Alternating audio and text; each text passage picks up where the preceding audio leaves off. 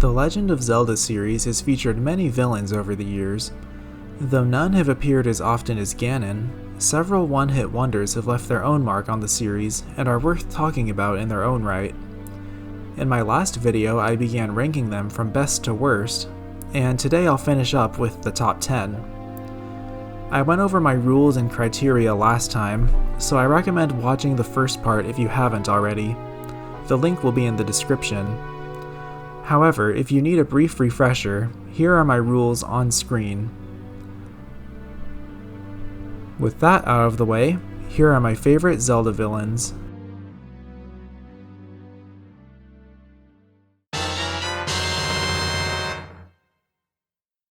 The Sorceress Sisters Kaume and Kotake are the first villains on this list to appear in multiple games. They debuted as sub-villains in Ocarina of Time, where they assail Link and Nabooru at the Spirit Temple. After whisking Nabooru away through a magic portal, it's later revealed that they brainwashed her and turned her into an iron knuckle. After Link frees her, he faces the sisters in battle, where they merge into their combined form, Twinrova, for the first time. Once defeated, they act like crabby old ladies, bantering in a scene that I always find amusing. Their next appearance as a villain was in the Oracle games, where they attempt to resurrect Ganon. They enact an elaborate scheme, making use of two powerful villains to stir trouble in the foreign lands of Holodrum and Labrynna. These actions result in the flames of sorrow and destruction being lit, putting the people of each country through a lot of turmoil. They attempt to complete the ritual by sacrificing Zelda, which would light the flame of despair, but when Link intervenes they end up sacrificing themselves instead. Between these two appearances, the sisters are a good combination of powerful, crafty, and at times entertaining. Their motivations for their actions make sense, since being Ganondorf's surrogate mothers would naturally give them a strong allegiance to him. It's also possible that they were the ones who originally planted the seeds of evil in Ganondorf as he was growing up, but that's just speculation. One more point of note is their Majora's Mask appearance. In that game they're not villains at all, and simply run the swamp's potion and boat cruise shops respectively. This shows another side to them, where without Ganon's presence, they might simply have been eccentric old witches who put their powers to good use. They are very fun characters overall.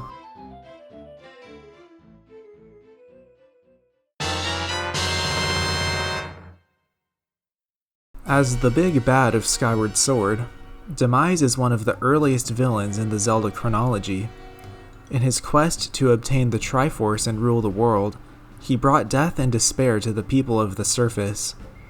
It took the combined might of all the surface tribes and the goddess Hylia herself to seal him away, and even then he wasn't really dead. When he finally returns at the end of Skyward Sword, he is still cocky and proud, seeing humans as nothing more than weaklings to rule and subjugate. In short, Demise lives up to his name. As usual, most of this is just backstory rather than playing out during our adventure. However, Demise still leaves an impact during his time on screen. With his final breath, he utters a curse that devastates the future of Hyrule.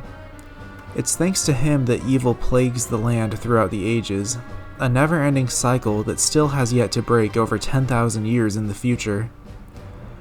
Out of any villain, he's the one who's left his mark on the world the most, and lore-wise it's thanks to him that we have the rest of the Zelda series at all.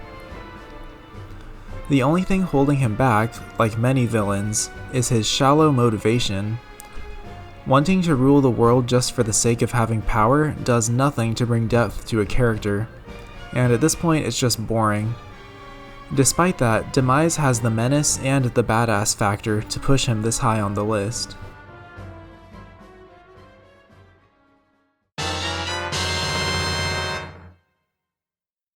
As the antagonist of Oracle of Ages, Varan is leagues ahead of her Seasons counterpart. Whereas Onyx takes a back seat for most of the game, Varan persistently affects the plot, and she has many tricks up her sleeve. Her signature ability is possessing people, and she puts this to use to enact cunning schemes. By taking over powerful figures such as the Oracle Nehru or Queen Ambi, she pulls the strings behind the scenes to accomplish her goal of lighting the flame of sorrow. Her main method for this is forcing the men of Labrina to work tirelessly constructing a massive tower. In Nehru's body, she manipulates time to prevent their workday from ending, which not only makes them miserable but also keeps them away from their families. By doing this in the past, she creates a ripple effect that causes the present day to be warped, further disrupting people's lives. Her actions are so dire that even after her defeat, the flame of sorrow is still lit. On top of that, she displays far more intelligence than most of her fellow villains. Knowing that mystery seeds are her weakness, she has the soldiers round them up and attempts to destroy them. It's only because she was unaware of other sources of the seeds that Link is able to defeat her. Varan grants the hero no quarter, and her cunning, magical prowess, and determination make her a force to be reckoned with.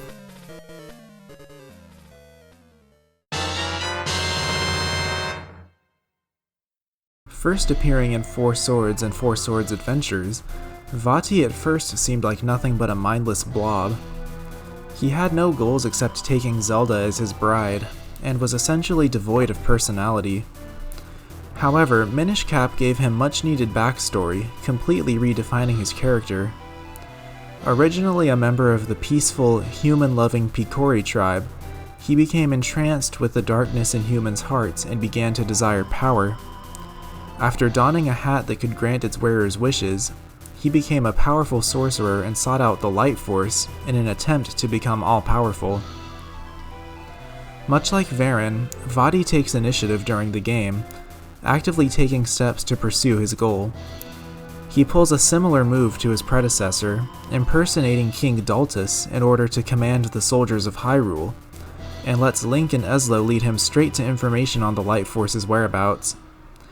His snide, sharp-witted dialogue gives him a lot of personality, and his backstory retroactively makes his appearance in the Four Swords games more tragic, as he descends from a clever but power-hungry Minish into a mindless beast. It really goes to show what the desire for power can do to people.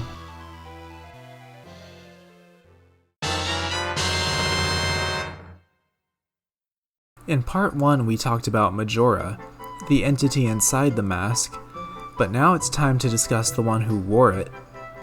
Long before the events of the game, Skull Kid befriended the 4 giants of Termina, but one day they felt called to serve as protectors of the 4 regions. When they left to fulfill this calling, Skull Kid took it personally, feeling that they had abandoned him. In his anger, he started pulling pranks on the people of Termina until the giants banished him, threatening to tear him apart if he didn't leave. Years later, after obtaining Majora's Mask, he came back with a vengeance. Under Majora's influence, his pranks became outright acts of cruelty. He's menacing and ruthless, not at all afraid of Link or anyone else. This combined with his sad backstory make him a standout antagonist. There's another aspect to his backstory that makes his character even more tragic, but often goes overlooked. In Ocarina of Time, it's stated that Skull Kids are children who wander into the woods and get lost. This implies that at some point, the Skull Kid we face in Majora's Mask was just a young boy who went missing and was doomed to wander the woods forever, never seeing his family again. This terrible fate justifies his loneliness and explains why he would be so devastated when the giants left him. Thankfully, things end well for him. Free from the mask's influence, he reconciles with the giants and even befriends Link. Years later, in the era of Twilight, another Skull Kid plays Saria's song, messing with that era's hero, but ultimately leading him to the heart of the Sacred Grove. I'd like to think that this is actually the same Skull Kid as before, still just looking for a friend to play with.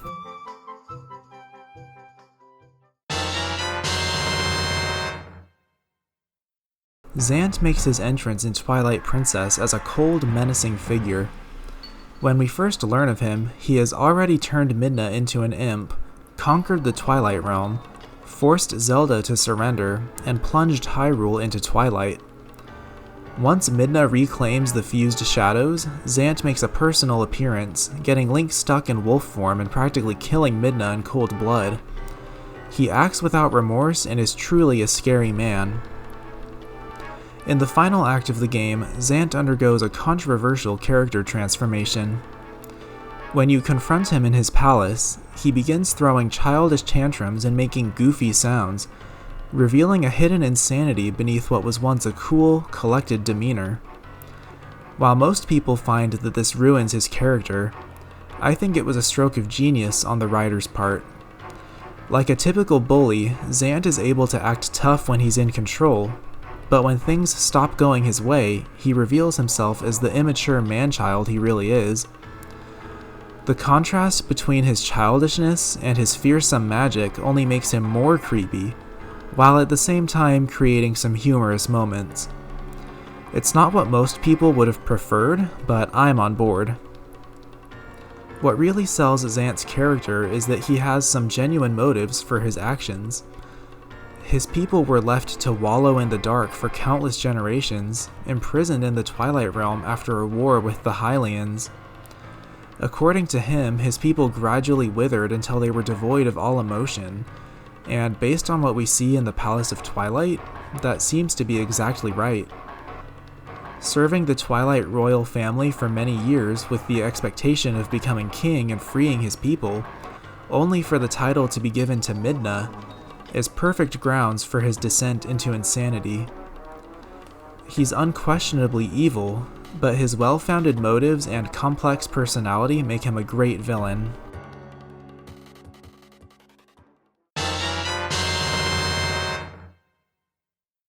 You can't talk about Zelda villains without talking about Ganon. From the very beginning, he's been the antagonist of the series, plaguing the hero time and again while adopting various forms and alter egos. Although many people are tired of him now, removing him from Zelda would be like removing Bowser from Super Mario. In terms of his actual character, it varies from game to game. Most often, his potential is wasted as a mindless, trident-wielding boar, which is really the main thing holding him back from the top spot. In the 2D games, he's really just a generic, power-hungry monster reminiscent of his roots as an NES character. However, his 3 human appearances in Ocarina of Time, The Wind Waker, and Twilight Princess bring more dimensions to him. In Ocarina of Time, we learn that Ganon was once a Gerudo king named Ganondorf. Here he displays his cunning and ruthlessness. After cursing the Great Deku Tree and filling the Goron's food source with monsters, he allows a young Link to lead him straight to the Sacred Realm. There, he obtains the Triforce of Power and conquers Hyrule, turning the once lively kingdom into a place of despair. In Twilight Princess, he's much the same, taking advantage of Zant's desires to use him as a pawn for his goals. In both games, he gives off the impression of a prideful, cunning warlord and magician, cementing him as a villain you don't want to take lightly. His best iteration comes from The Wind Waker, where he provides context for his original conquest of Hyrule.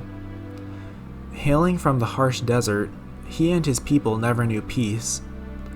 He envied the lush, mild land of Hyrule, and wanted to claim it for the benefit of his people.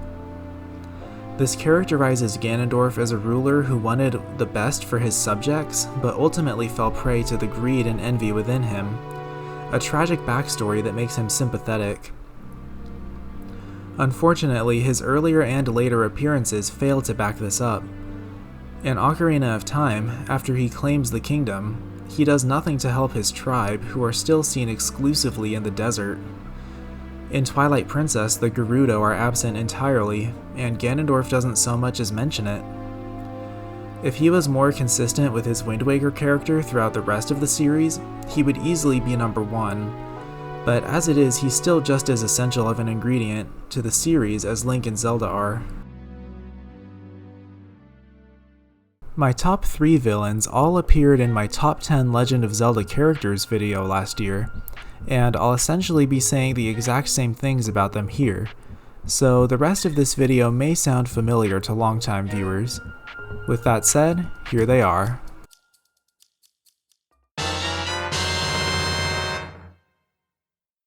As the Lorulian counterpart to Princess Zelda, she grew up in a world without a Triforce and watched helplessly as her kingdom fell to ruin.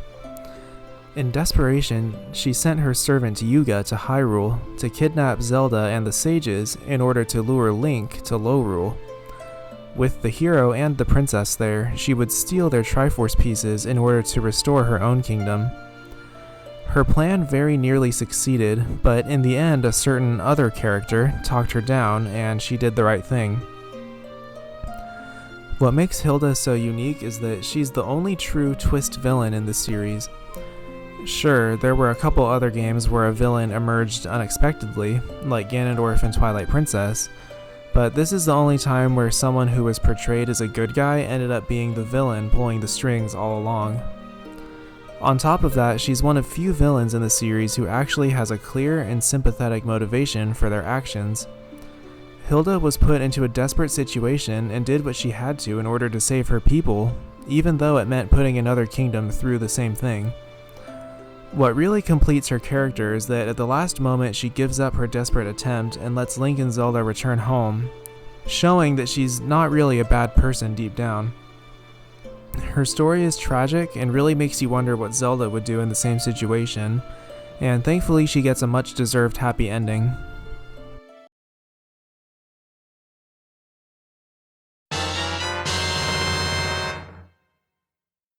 Hailing from a severely underrated game, Byrne is a name most Zelda fans probably don't even recognize, but to me he's always stood out. Byrne is a fierce warrior who serves the devilish Chancellor Cole in hopes of becoming his equal, and he poses a threat from the very beginning of the game. His cool demeanor and huge clawed gauntlet make him instantly formidable, and he puts his skill to use by defeating Zelda's guardian, Alfonso. This allows Chancellor Cole to separate Zelda's spirit from her body, kickstarting the events of the game. Byrne's not just a tough and imposing bad guy though. Later in the game it's revealed that he was once the student of Angine, guardian of the Tower of Spirits, who he betrayed in his lust for power. This bit of backstory gives him a more personal connection to the characters and overall story, since Angine is an important ally to Link and Zelda. Later, after a memorable boss battle against Byrne, the heroes spare his life after Chancellor Cole leaves him to die, and this sparks a transformation in him. Moved by the hero's actions, he ultimately gives his life to buy Zelda time to regain her physical body. This heroic sacrifice makes him one of the only good guys who actually dies in any Zelda game. Byrne's arc from cold, formidable henchman to noble hero solidifies his place as one of my favorite Zelda characters in the series.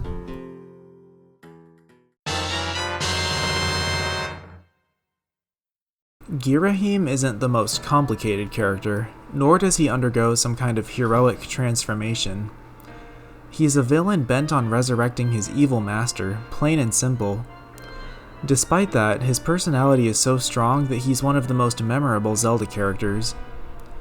When you first meet him in Skyview Temple, he presents himself as a dignified lord, but the longer the conversation goes on, the more he exposes a weirder side of himself.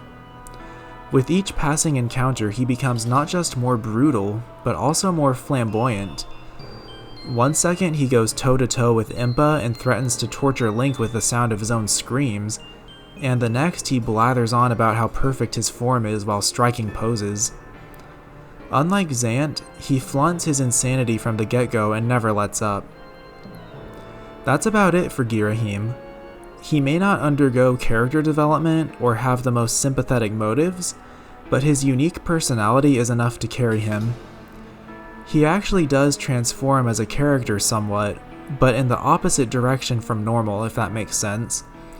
His pride and his devotion to his master cause him to get more and more desperate until finally his lordly facade has completely fallen away, leaving him a more broken character in the end. This sort of downfall works well for a villain, and makes Girohim all the more memorable. And with that, my ranking of every Legend of Zelda villain is complete. I would love to hear your opinions in the comments, and I'm sure you'll point out many details I may have missed. Again, I would also really appreciate if you guys checked out my Let's Play channel, where I just completed Minish Cap and plan to do the rest of the Zelda games that I haven't done yet. Link will be in the description. In the meantime, this is FP Productions, and I'll see you next time.